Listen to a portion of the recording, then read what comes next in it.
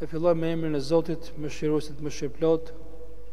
Falënderimet janë për Zotin e gjithësisë, për shëndetet më të mira janë për profetin ton Muhammed sallallahu alaihi wasallam, për familjen e tij, për shokët e tij, për gjithë besimtarët deri në ditën e fundit. Sot jemi në stacionin e fundit të jetës profetit Muhammed sallallahu alaihi wasallam, një jetë të cilën kemi nisur ka muaj të shpjegojmë, duke filluar me lindjen e tij, me fëmijërinë, me punët gjatë rinisë, me shpalljen e profecisë, me ditët e para të Islamit dhe muslimanëve në Mekë, me vështirësitë e Mekës, pastaj me emigrimin nga Mekka për në Medinë, sfidat e reja të jetës në Medinë, derisa vim në fund të jetës së pejgamberit alayhis salam, në fund të 23 viteve si profet dhe 63 viteve si njeri, të flasim për një moment i cili me të vërtet është mjaft i rëndë, është mjaft prekës, flitet për vdekjen e të dashurit të çdo lloj muslimani, profetit Muhammed sallallahu alaihi wasallam. Kur njeriu i vdes, një njeri i afërt, një njeri i madh, normalisht bëhet shumë keq.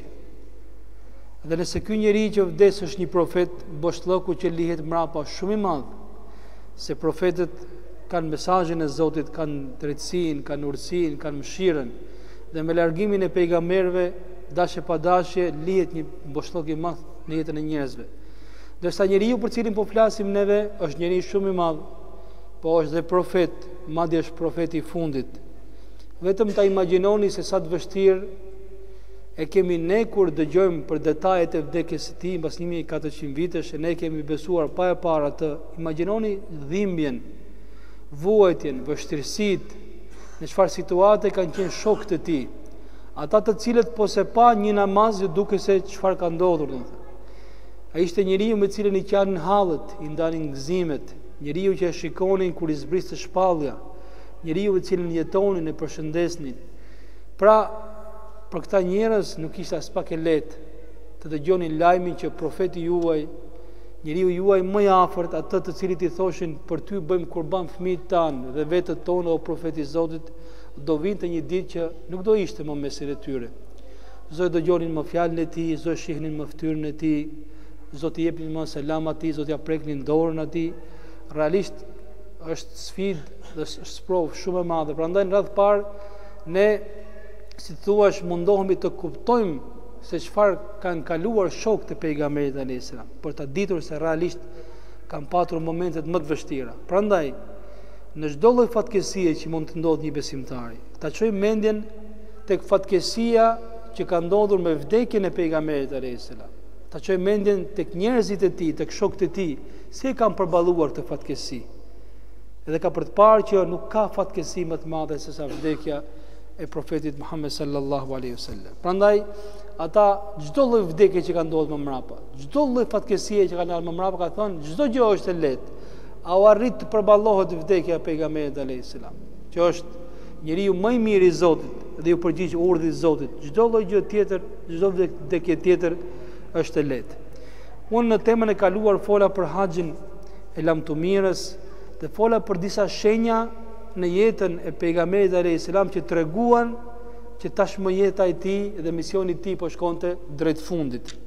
Profeti alayhis salam sapo u kthye nga Mekka për në Medinë, pra mos i kreu haxhin e lamtumirës, filloi të falë sunetet ulur.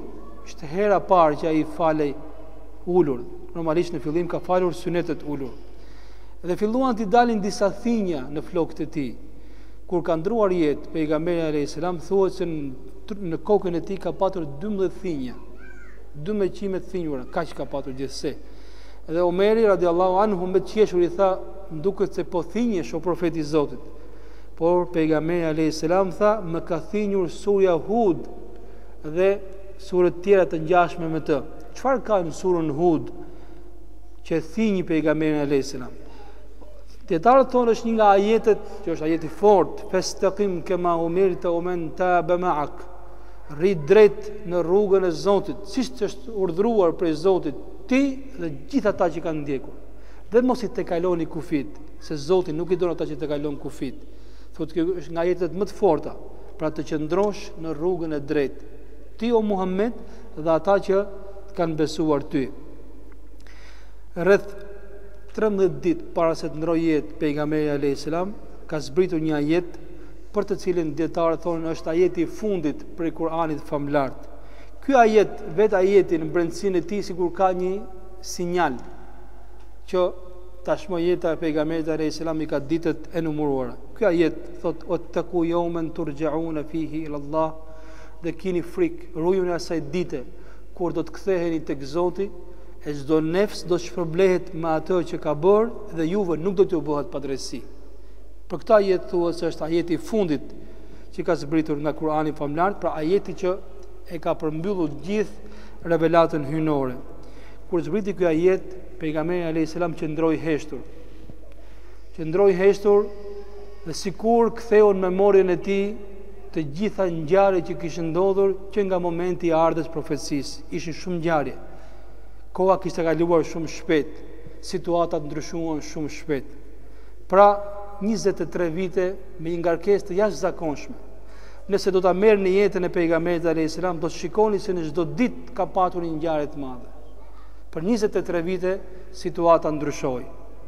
Prandaj realisht ai bënte, si thua, llogarit e gjithë kësaj jete, por ishte një kënaqësi shumë e madhe që pas 23 vitesh situata kishte ndryshuar. Islami tashmë ishte fe zyrtare, fjala e tij ishte fjala që dëgjohej më shumë dhe misioni profetik tashmë ishte përfunduar. Pra si thuash, profeti alayhis salam vdiste i qetë se çfarë kishte lënë më pas. Pejgamberi alayhis salam kërkoi nga shokët e tij ta shoqërojnë për në varrezat e Uhudit. Uhudi ishte vendi ku ishin varrosur disa nga shokët e tij më të afërt, rreth 70 shahid ranë në Uhud. Për tyre ishte vetë xhaxha i pejgamberit alayhis salam. Shkoi në Uhud, sapo u ofrua i dha selam dëshmorëve të Uhudit, duke thënë Assalamu alaikum ya shuhada Uhud. Paqja qoftë mbi ju o martir, o dëshmor të Uhudit. Pra si thuaj po ndaj, më thënë në këtë jetë me dëshmorët e tij. Edhe dëshmorët që ai si ka harruar janë dëshmorët e Uhudit. Dhe u tha që është ajo duaja që ne bëjmë zakonisht në përvareza, ju na keni prirë për tek Zoti, ende ne do të bashkohemi shpejt me ju.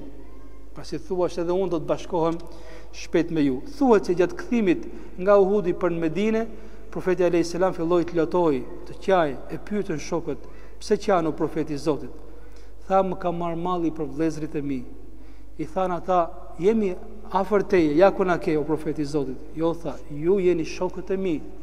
Vëllezërit e mi janë ata besimtarë që do të vinë pas meje e që mua nuk do të më shikojnë. Ata do të më besojnë mua pa më parë, pa më dëgjuar. Ata janë vëllezërit e mi, për ata më ka marrë malli.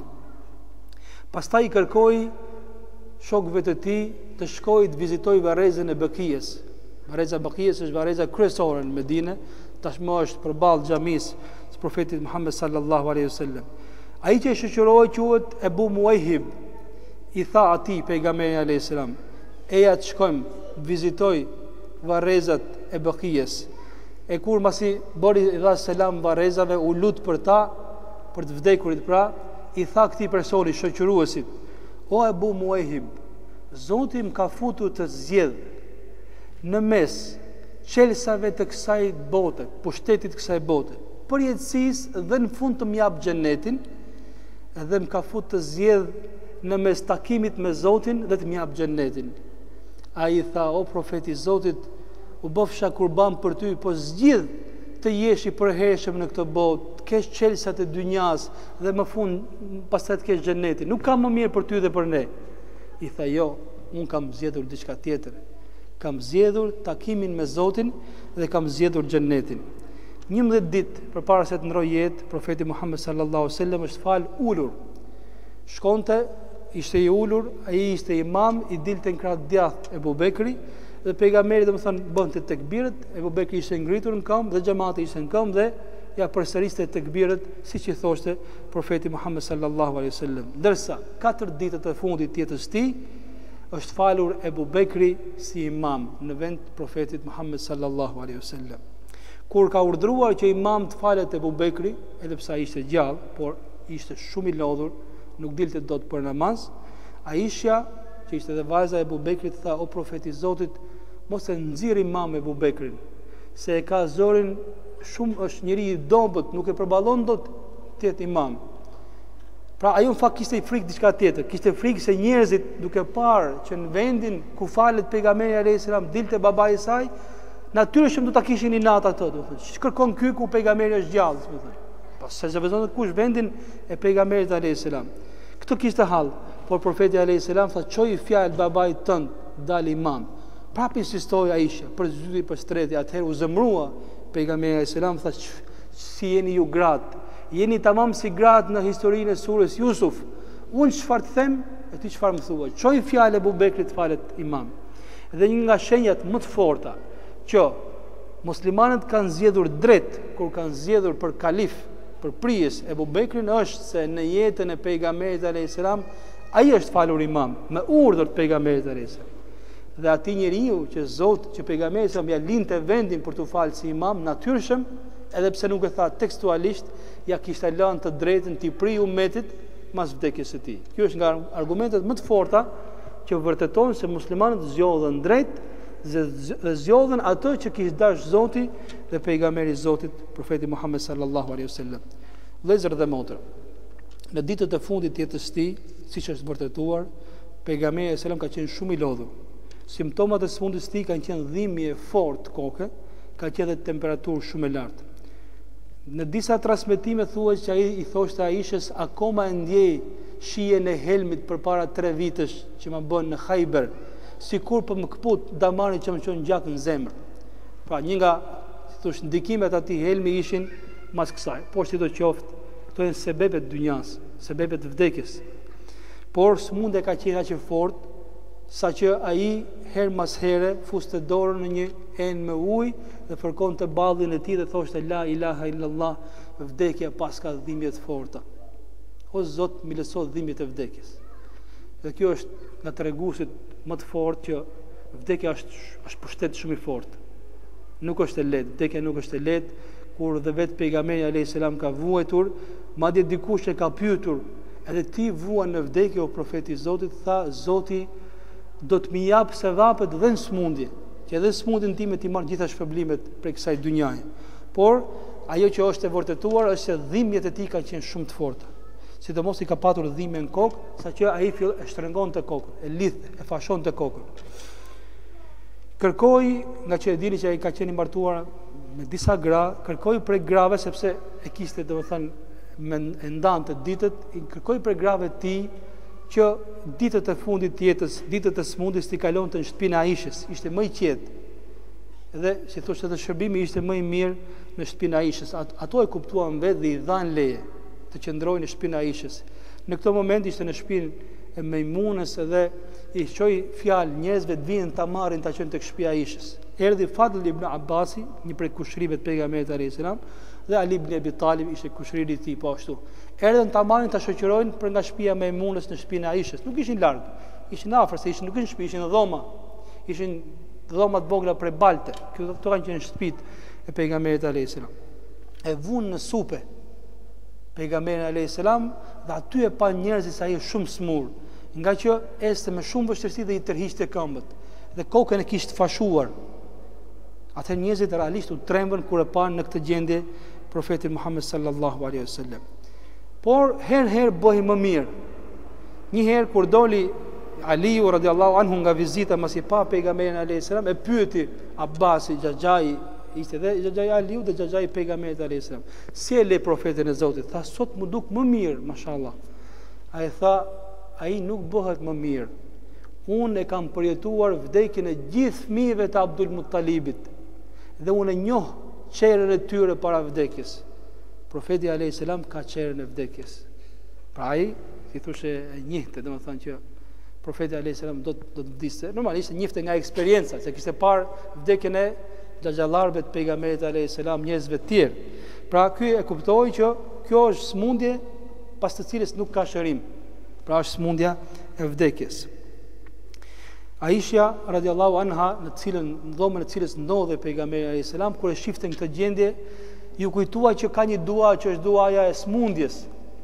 dhe filloi t'ia lexoj duan. Mirë po, merrte dorën në pejgamberit alayhis salam, merrte të dy duart e tij dhe lexonte vetë, nga që nuk kishte fuqi të lexonte pejgamberit salam, lexonte vetë Aisha dhe me duart e pejgamberit fërkonte trupin e pejgamberit alayhis salam. Me shpresë se do të bëhet më mirë, dua për shërim, si më thënë. Profeti alayhis salam i tha Aishës me buzën në gaz, tani nuk bën më dobi. Tashmë nuk bën më dobi duaja. Do të thonë, kjo është dua për kohë tjetër. Unë jam për vend tjetër. Herë mas here kur faleshin njerëzit në xhami, bëhej zhurmë, gjithë pyesnin si është profeti alayhis salam, kishin gjithë merak. Një ditë dëgjoi zhurmë në xhami dhe pyeti, çfarë po bëhet? Çka njerëzit? I thanë, o profeti i Zotit, janë të shqetësuar shumë për ty. Janë shqetësuar për smundjen tënde. Atëherë ishte pamundur, nuk ngrihej në këmbë, kishte temperaturë dhe dhimbje shumë të mëdha koke, i kërkoi njerëzve t'i sjellin ujë, që t'i hedhin ujë mbi trup, t'i bi temperatura dhe tha, më sjellni 7 lëkura me ujë, se në atë kohë ujë mbajnë lëkura, do thënë. 7 enë me ujë, në ato enë të asaj kohe, nga puset të ndryshme dhe mbi hidhin mbi trup, e vendosën me një govat, ishte i vesh me rrobat e tij dhe i hodhën 7 lëkura me ujë të freskët. Derisa i ra temperatura, u bë më mirë dhe tha mjafton kaq. U bë më mirë, shtrëngoi kokën e tij, u vesh dhe doli në xhami. Njerëzit ishin gjithë në pritje. Xhamia ishte mbushur plot, nuk dini se ç'bëhej me jetën e pejgamberit alayhis salam. Ky është fjalimi i fundit që ka bërë profeti alayhis salam me shokët e tij. Sapo hyri në xhami, falenderoi Zotin, çoi bekime mbi pejgamberin alayhis salam dhe i pyeti: "O njerëz, a keni frikë për mua?" Po i thanë ata, o profeti i Zotit, "Kemi frikë për ty. Kemi dëgjuar se je shumë smur." Tha, "Unë ju kam thënë se vend takimi im me ju nuk është në këtë botë, por është tek burimi i Kautherit. Atje ju pres. Prandaj mundoni të vini deri atje." Pastaj tha, "O njerëz, unë nuk kam frikë varfrin për ju masi të vdes unë. Kur kam frikë diçka tjetër. Nuk kam frikë se ju bën dëm varfria. Kam frikë diçka tjetër. Kam frikë se do t'ju hapet dynjaja me gjithë mirat e saj. E ju do të konkurroni me njëri tjetrin për bukuritë e kësaj dynjaje dhe ajo do t'ju shkatroj juve si shkatroj paraardhësit tuaj. Këto ja kam frikën nga bukuritë e kësaj jete." Pastaj tha diçka që vetëm një person e ka kuptuar, vetëm Abu Bekri. Të tjerët se kuptuan. Tha, një person, një njeri, Zoti e futi të zgjedh në mes kënaqësive të kësaj bote dhe takimit me Zotin. Dhe ai njeri zgjodhi takimin me Zotin. Kaq fjalë tha. Në këtë moment u ngrit Abu Bekri dhe filloi të qajë me të madhe, tha: "O profeti i Zotit, për ty u bëfsha kurban unë dhe prindrit e mi, pse the kështu?" Të tjerët u çuditën, u kthyen Abu Bekrit dhe thanë: "Çfarë ka ky plak?" Profeti alayhis salam flet, ky ndërpret fjalën. Ai po flet për një person që ka zgjedh takimin me Zotin, ky thot: "Pse qan? Çfarë thot ky? U bëfsha kurban për ty." Në fakt, vetëm Abu Bekri kuptoi kuptimin e kuptoi manan e kësaj fjale. E kuptoi që ky person që ishte futur të zgjedh është pejgamberi alayhis salam dhe ai ka zgjedhur vdekjen. Ka zgjedhur të takohet me Zotin. Prandaj tha: "U bëfsha kurban për ty unë dhe prindrit e mi." Pse ke zgjedhur kështu? Pse vendose kështu? Edhe kur u ngritën gjithë të flasin Abu Bekrit, profeti alayhis salam tha: "Mos e ngacmoni Abu Bekrin. Betohem në Zot se cilit prej jush jam munduar t'ja shpërblej me sa kam patur mundësi, përveç Abu Bekrit. Ati si ja kam shpërblyer dot çfarë ka bërë për mua, por shpërblimin e tij ja kam lënë Zotit. Të gjitha dyert që çojnë për xhamin do të mbyllen, përveç derës se Abu Bekrit, sikur unë kisha drejt ta bëja një njeri mik shumë të fortë, që të ishte i dyti mas meje, do të zgjidhja Abu Bekrin, por unë kam zgjedhur vëllazërinë me gjithë muslimanët." Pra, profeti alayhis salam dhe që t'ju thoshte që ai e kuptoi mesazhin, por ju se keni kuptuar. Ata e kuptuan më vonë. E kuptuan që pejgamberi alayhis salam kish me këtë fjalë do thoshte që ai do të ndrojë jetë, pra nuk do të jetë më me ta. Në këto momente tha: "Zoti i mallkoft ata që ishin përpara meje, i bën varret e pejgamberëve të tyre vende adhurimi. O Zot, mos e kthej varrin tim një vend që adhurohet." Ky ishte një mesazh plus që ai do të vdiste dhe i lutej Zotit që varri i tij mos ishte vend ku adhurohet. Pastaj profeti alayhis salam tha: "O njerëz, jam munduar sa kam patur mundësi të jemi drejt me ju. nëse dikujt prej jush i kam rënë padrejtisht me dorën time, ky është trupi im, le të vit marr hak tani. Nëse dikujt prej jush i kam hyrë në hak me fjalët e mia, ja ku jam unë, le të vit ta marr hakun e tij. Aq shumë e kërkoi këtë, tha dhe për Zotin nuk mërzitem, po s'm leni shkoj tek Zoti me gabime, me padrejsi ndaj dikujt. Aq shumë e përsëriti këtë sa dikush u ngrit nga fundi i xhamisë dhe tha: o profeti i Zotit, mua më ke 3 dirhem borxh. 3 dirhem me copa argjendi, mi ke 3 dirhem borxh. Në fakt ai nuk e tha se ishte keq për 3 dirhem, as nuk e tha për mungesë edukate, por kur dëgjoi që pejgamberi po insiston të shumë, tha mos bëj në gjunaf, më mirë ta tregoj. Edhe i tha, atëherë i tha pejgamberi alayhis salam Fadl ibn Abbasit, ktheja dirhemet që i kam borxh atij njeriu. Pastaj ju tha: o njerëz, ju kam lënë amanet namazin, ju kam lënë amanet familjet tuaja, lidhet familjare, dhe ju kam lënë amanet gratë dhe çfarë keni ju në zotrim. Kujdes mos bëni padresi në këto 3 gjëra. Dhe u lut për ta: o Zot, fali këta njerëz, muhaxhirët, ensarët, ruaj ata, fëmijët e tyre, pasardhësit e tyre, sa të jetë kjo jetë. U lut për ta, është nga lutjet e fundit që ka bërë pejgamberi alayhis salam. Pastaj tha: o njerëz, e keni amanet t'ia përcjellni selamet e mia të gjithë atyre muslimanëve që do të vinë pas meje deri në ditën e Kiametit. Pastaj prandaj muslimanët që nga koha e sahabëve i kanë përcjellë selamet e pejgamberit tek tabiinët, kështu kanë bërë tabiinët me pasuesit e tyre, kështu bëjmë ne me gjithë brezat e arshëm, kështu që selami i pejgamberit alayhis salam vazhdon derisa të jetë kjo jetë. Masi mbaroi këtë fjalim që është i fundit fjalim zyrtar, për cilin u sforcua shumë për dal pejgamberi alayhis salam, kthehet përsëri në shtëpinë e Aishës. Jemi në afërsisht në ditën e fundit të jetës së tij. Mund të ketë marrësh ka qenë ditë e diel se të hënën ka ndruar jetë profeti alayhis salam. Thiri vajzën, i kërkoi njerëzve që të thrasin vajzën e tij Fatimen. Fatime ishte i vetmi fëmijë që kishte mbetur gjallë nga pasardhësit. Nga gjithë pasardhësit që kishte me Hatixhen, vetëm Fatime kishte ngelur gjallë. Edhe sapo hyri Fatime në dhomë, normalisht e donte shumë, jashtëzakonisht e donte Fatime, dhe kur ishte shëndosh ngrihej në këmbë dhe e puthte mball, dhe vendoste gjithmonë afër vetes, dhe i thoshte: mirë se vjen, o pjesë e trupit dhe shpirtit tim. Kështu e ka pas. Kur hyrin në dhomë, Fatime normalisht nuk mund të ngrihej në këmbë, dhe i tha: mirë se vjen, o bija ime. Pastaj tha: afrohu pak, u afrua dhe i tha diçka në vesh. Fatime kur dëgjoi këtë filloi të qaj më të madhe. Njerëzit u çuditën, domethënë. Pak më vonë thiri edhe një herë, i tha një fjalë tjetër. Dhe atëherë i filloi të buzëqesh, qeshi. Më vonë e kanë pyetur Fatimen gratë e pejgamberit sa i thanë: çfarë të tha herën e parë që qave fort, dhe çfarë tha herën e dytë kur qeshe? Tha: herën e parë më tha që sot është nata e fundit që jam në këtë botë. Nesër nuk jam më. Atëherë tha filloi të qaj më të madhe. Se pash që është baba im nuk do të jetojë. Ndërsa kur herën e dytë më thiri, më tha: gëzohu se ti je i pari njerëzve të mi që do të bashkohesh me mua. Dhe në fakt Fatime ka vdekur 6 muaj mas pejgamberit alayhis salam. Dhe do të jesh ti e zonja e grave të xhennetit.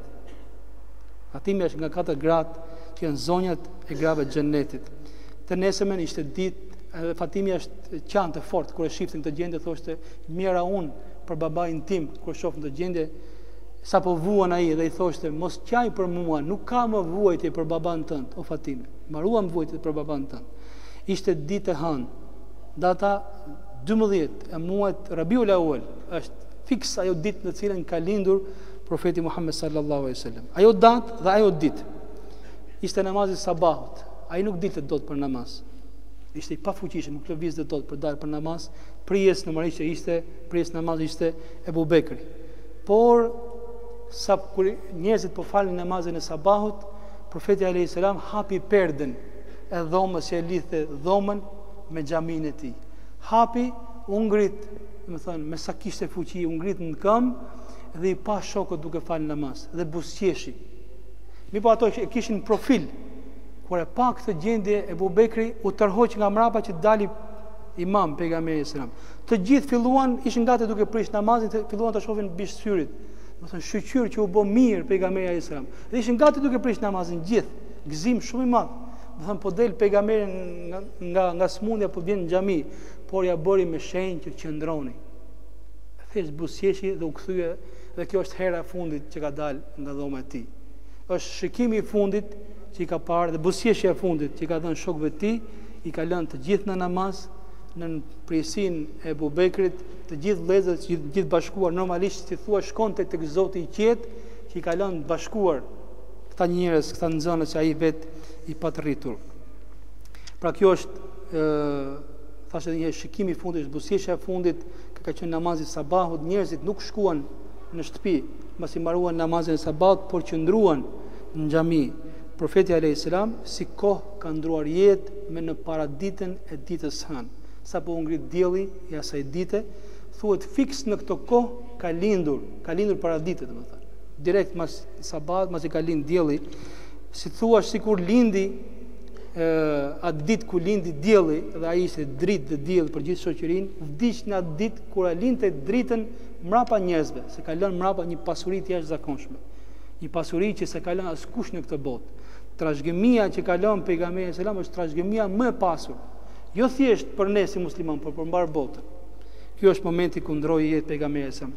Momentet e fundit desha ti përmend pak të ndrimit jetë, dhe si ka dhënë shpirtin profeti Muhammed sallallahu alaihi wasallam. Këto momenti i tregon Aisha. Thot, profeti alayhis salam ishte mbështetur me kokën e tij në kraharorin tim. Hatixha ka ndruar jetë në prehrin e pejgamberit alayhis salam, ndërsa vetë pejgamberi selam ka ndruar jetë në prehrin e Aishës. Prandaj është njeri me shumë fat, Aisha, se në prehrin e saj, në duart e saj ka ndruar jetë njeriu më i mirë, profeti Muhammed sallallahu alaihi wasallam. Thot, ishte mbështetur në, kraharorin tim kur hyri vëllai im dhe kishte në dorë një mizvak. Ishte masi kishte kaluar namazin sabat. Në momentet e fundit të jetës pejgamberit alayhis salam. Dhe ai thot, e pa mizvakun me vëmendje. Dhe unë e kuptova që ai e do mizvakun dhe i thash, a ke dëshirë ta marr mizvakun? Ai më bëri shenjë me kokë që po. Thot, e mora për pa që mizvaku ishte shumë i fortë. I thash, a do që ta zbus unë gojën time? Bëri me shenjë që po. Atëherë tha, e zbuta unë me gojën time. Prandaj tha, pështyma ime është e fundit që ka prekur pështymën e pejgamberit alayhis salam, sepse mbasi e zbuti mizvakun, i ia dha pejgamberit alayhis salam. Tha, edhe pastroi dhëmbët, e përdori mizvakun më mirë dhe më fort se asnjëherë tjetër. Subhanallahu, domethënë momentet e vdekjes kur e jepte shpirtin, kishte dëshirë që gojës tij mos i vinte erë keqe, se do takonte Zotin dhe engjëjt e Zotit. Thot, edhe vetëm kam dëgjuar disa fjalë që kuptova që nuk flet me ne, po flet me dikë tjetër. Kuptova që është Xhibrili, sepse tha wa aleikum salam ya Xhibril. Sa duket kish hyr Xhibrili në dhomë dhe i dha selam pejgamberit alayhis salam dhe profeti ja ktheu selamin. Dhe Xhibrili, siç është transmetuar, i kërkoi leje që në derë është engjëlli i vdekjes, të kërkon leje, nëse të hyj apo nuk të hyj, mos të hyj. Dhe profeti alayhis salam bëri me shenjë që le të hyj. Atëherë, me sa duket Xhibrili i tha, Zoti të fut edhe një herë të zgjedhësh, se pejgamberëve u merret leja para se japin shpirtin, sidomos pejgamberit alayhis salam. Nëse do të qëndrosh se të kesh përjetësi në këtë botë, apo do të takohesh me Zotin. Atëherë ai lëshoi syt drejt tavanit të dhomës, pra drejt qiellit, dhe ka thënë këto fjalë: Beli rafiqa la'ala, beli rafiqa la'ala, dua shoqërinë e të lartit. Shoqërinë e të lartit. Atëherë Aisha tha, unë e kuptova që ai nuk është më për ne, por ai preferoi të shkojë diku tjetër. Tha, dhe kjo kanë qenë fjalë të fundit pejgamberit alayhis salam, tha, dhe i ra dora dhe i rëndua koka. E kuptova që ndroi jetë. Pra thash edhe një herë, njeriu në prejën e cilës ka ndruar jetë pejgamberi është Aisha. Ajo është e fundit që e ka shoqëruar, domethënë deri në vdekje. Atëherë tha, e vendosa kokën time jashtë dhe dola, njerëzit ishin në xhami, nuk lëviznin për xhamis, gjithë prisnin si do të bëhet profeti alayhis salam dhe hapi perden. Ishte hera e parë që prej kësaj dere, mas kësaj perdje nuk dilte pejgamberi alayhis salam, por dilte një grua, dilte Aisha dhe gjithë humpin, ngelën kur e pan. Tha, vdiq profeti i Zotit, vdiq profeti i Zotit. Atëherë të gjithë shpërthyen në të qara. Momenti, vetëm imagjinojeni sa i rënd ka qenë. Aq i rënd ka qenë ky moment, saqë Aliut radiallahu anhu nuk i lëviznin këmbën, nuk lëvizte, u mpi në vend. Uthmani radiallahu anhu nuk kuptonte dhe e merrnin njerëzit, e çonin, domthon si fëmijë. Dhe Omeri kur dëgjoi këtë fjalë, u bë shumë zhurmë, gjithë filluan të qajnë, njerëzit u çuditën. nxori shpatën e tij dhe tha: "Kush janë ato hipokrit që thonë që ka vdekur profeti i Zotit? Vallahi ai nuk ka vdekur. Ai ka shkuar të takohet me Zotin si shkoi Musa mu taku me Zotin 40 ditë dhe do kthehet prap. Ai njeriu që guxon të thotë që ka vdekur pejgamberi alayhis salam, ai është munafik, është hipokrit.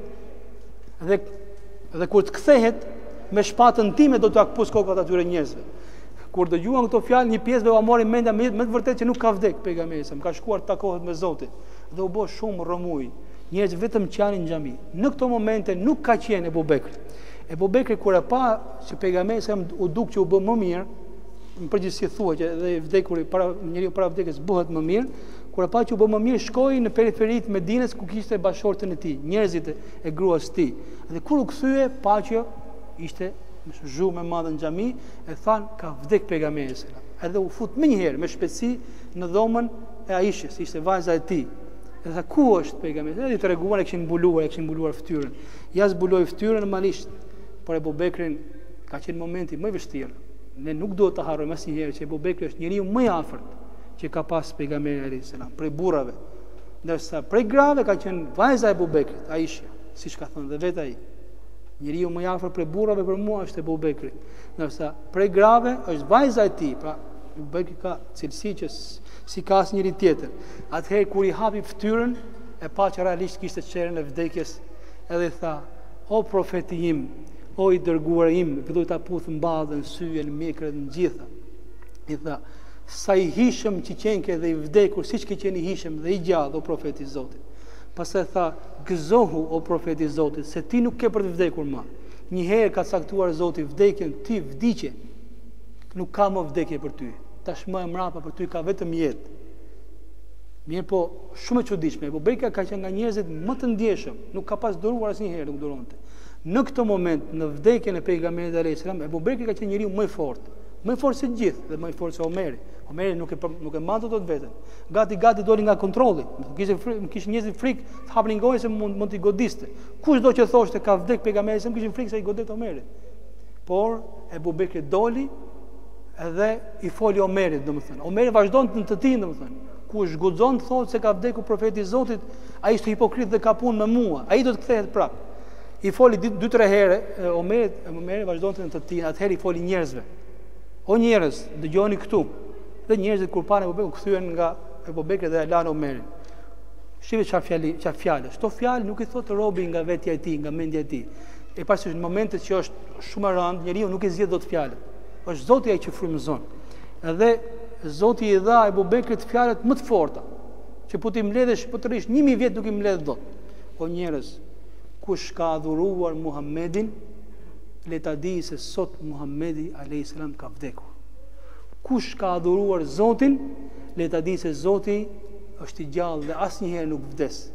Pastaj përmendi një ajet kuranor për të cilin sahabët thonë, për Zotin na u duk se atë ditë ka zbrit ajet kuranor. Edhe pse kanë lexuar gjithmonë.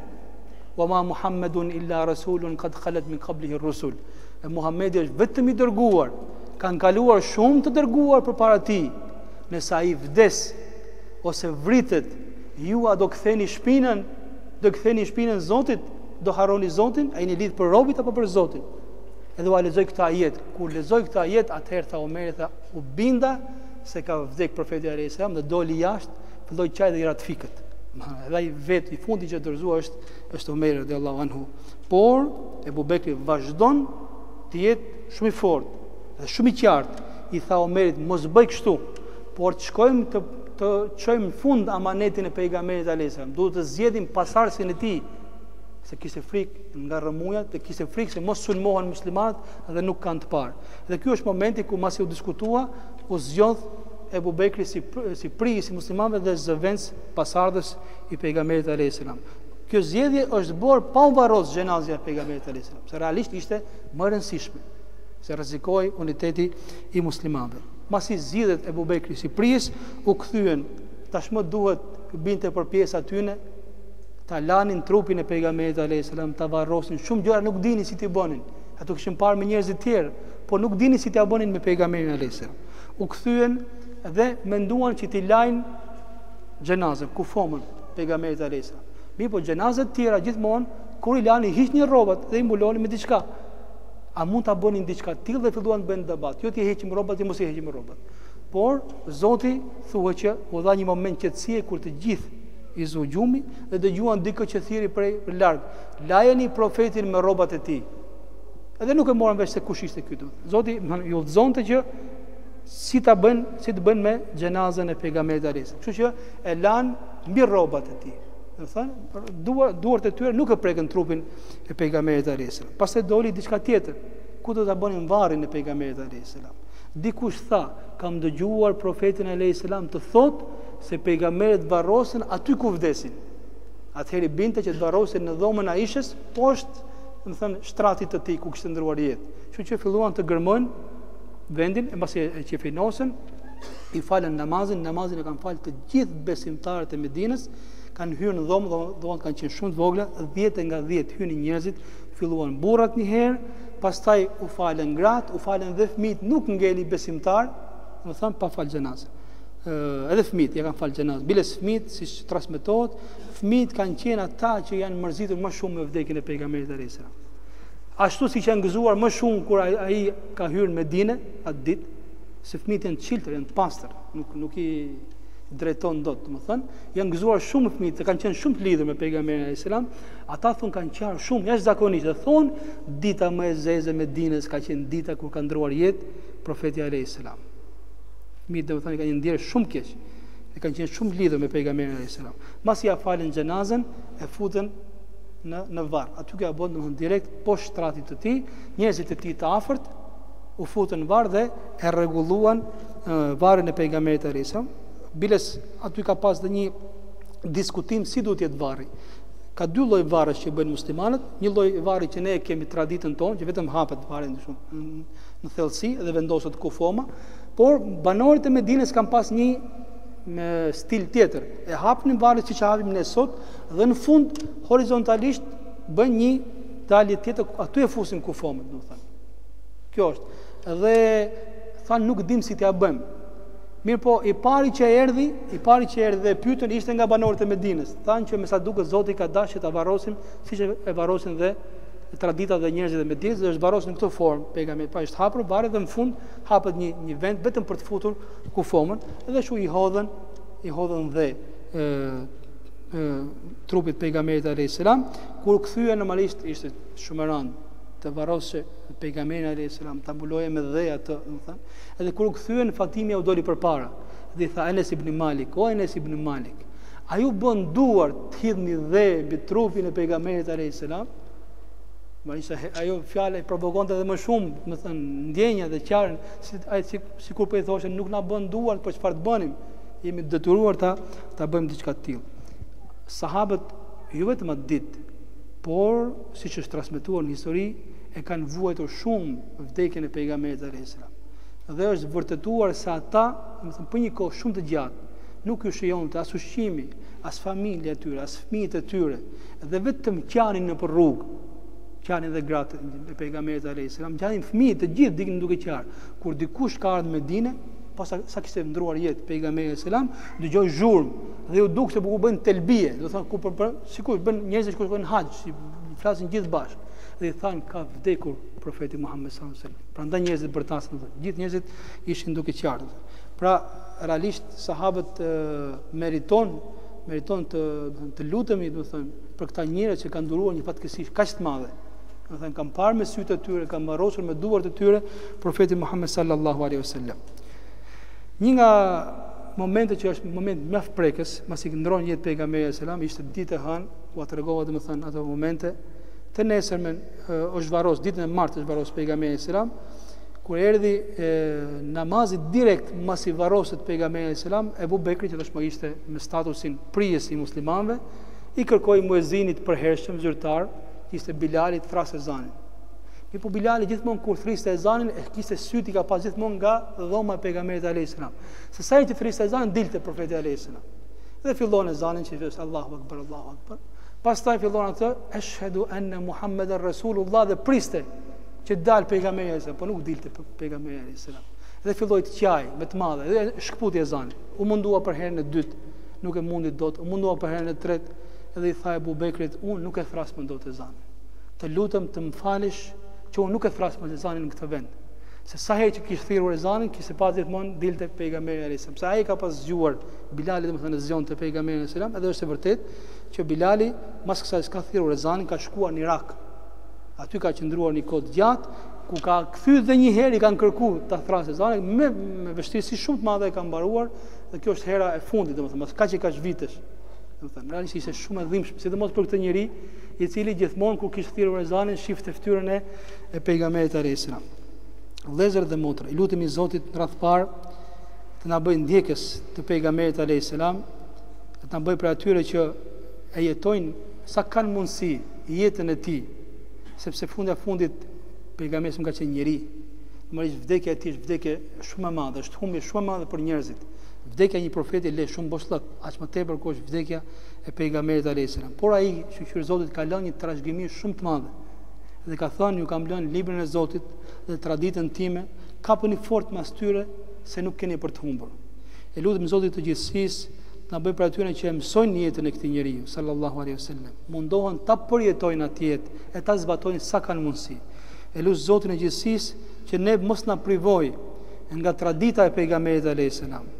Mos na privoj nga dëshmia me shahadetin kur japin shpirtin ton, dhe mos na privoj nga shefaati, ndërmjetësimi i tij, se është një nga dhuratat më të mëdha që Zoti ka përgatitur për besimtarët mbas i ndrojnë jetë, dhe lut Zotin e gjithësisë që realisht na bëj për atyre që duan Zotin, që duan pejgamberin alayhis salam, dhe që duan të gjithë njerëzit që e duan Zotin dhe pejgamberin alayhis salam. Pak a shumë, kjo ka qenë jeta e njeriu më të mirë që ka krijuar Zoti, e profetit më të dashur për zemrat tona, profetit Muhammed sallallahu alaihi wasallam. Ju lutem kthehuni në libra apo në çfarë është incizuar për CD-ve, sa kam patur mundësi ta përmend të jetë. Kjo është një thesar shumë i madh që pak njerëz dinë, edhe unë as nuk ju afrohem këtyre njerëzve, por her mas here kujtojeni këtë, se keni për ta parë vetë që do jeni më afër pejgamberit alayhis salam. Dhe do të jeni më të butë në zemrën dhe shpirtin tuaj, dhe keni për të qenë më të qetë. Sa herë që dëgjohet emri i tij, jeta e tij, njeriu mbushet shpirtërisht, dhe lut Zotin edhe një herë na bëj për atyre për cilët është lut pejgamberi sa më ka marrë malli për vëllezërit e mi. Ne nuk jemi shokët e tij, nuk kemi pat fatin të jetojmë me të, por inshallah jemi për vëllezërit e tij, për atyre që kanë besuar atë, e ndjekën rrugën e tij edhe pse s'e kanë parë. Kjo është mësimi i fundit, është ligjërata e fundit në jetën e profetit Muhammed sallallahu alaihi wasallam. Mbetet vetëm një temë që është e fundit, është mësimet kryesore që dalin prej jetës pejgamberit alayhis salam, mësimet të cilat në fakt duhet të ngelen gjithmonë në jetën tonë. Zoti është shpërblet me të mira të gjithë atyre që kanë patur mundësi rregullisht të ndjekin këto mësime, por ato që kanë patur dëshirë dhe s'kan patur mundësi. Zoti inshallah i pas pranuar fjalët tona dhe veprat tona. Çfarë kam thënë të hajrit është prej Zotit, çfarë kam thënë keq dhe gabim është prej shejtanit dhe prej vetes time. Zoti na fal kusuret dhe gabimet, e na bëft për ndjekësve pejgamberit alayhis salam, për atyre që e duan atë, që vdesin fenë e tij, e që ringjallen nën flamurin dhe hijen e flamurit të tij, dhe inshallah atë e bën shefaat ndërmjetësues për gabimet dhe gjunahet tona ditën e Kiametit. Allahu shpërblet me të mira gjithmonë në hajër të kofshëm. Selamun alejkum wa rahmatullah.